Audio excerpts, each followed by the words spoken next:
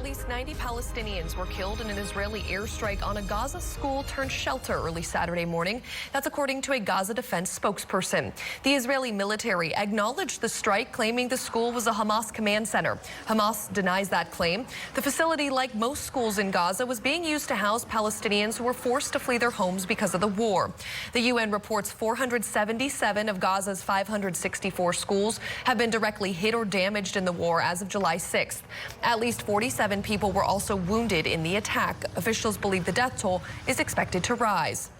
And the war between Israel and Hamas has been ongoing for the last 10 months, but the terrorist organization isn't Israel's only concern. The Lebanon-based militant group Hezbollah is reportedly planning to strike independent of Iran.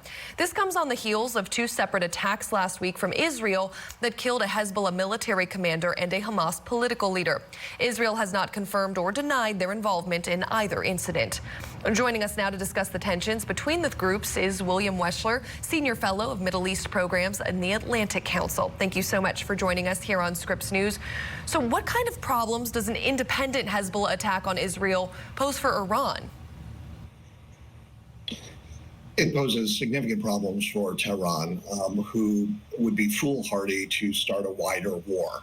They have benefited significantly from the level of violence that we've had since October 7th, which enables them to put a lot of military pressure on Israel by being short a war. They don't want a war to start. Hezbollah is unlikely, I believe, to start a war absent the okay from Tehran, but the risk of miscalculation is quite significant. And are there any indications at this point that Hezbollah and Iran could be coordinating a joint attack? Absolutely. That's what we saw back in April. When Iran broke all precedents by attacking Israel directly from its own soil, but also with its proxies in Hezbollah and the Houthis down south in Yemen.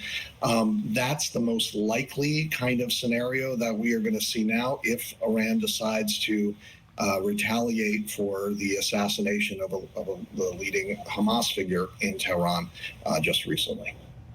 And we know that Hezbollah is a bigger threat than Hamas. They are more powerful, more organized, and part of that comes with their use of drones, which appear to not be impacted by Israel's air defense system. What can Israel do to combat these attacks? Well, Israel's air defense systems can operate against drones and have in the past, but you're right in that drones are a harder target than ballistic missiles or rockets, where we know the trajectories the moment that they're shot. The challenge is not just the precision of Hezbollah's weapons, but it's also the scale, the sheer number of their weapons, and it's also the short distances. It's a much shorter distance from where Hezbollah is in Lebanon to Israel than it is all the way from Iran to Israel, which makes response times much shorter. In response, the Israeli actions are likely, if they see a large attack coming, to try to preempt that attack by taking out all of the weapons before they are fired. That's why a war between Israel and Hezbollah will likely accelerate very rapidly. And that's where you get into the danger of a two-front war for Israel and the danger of a wider regional war. And something, many are trying to avoid on all sides of this. President Joe Biden and Secretary of State Antony Blinken have called on leaders from Jordan, Qatar, and Egypt, calling for de-escalation.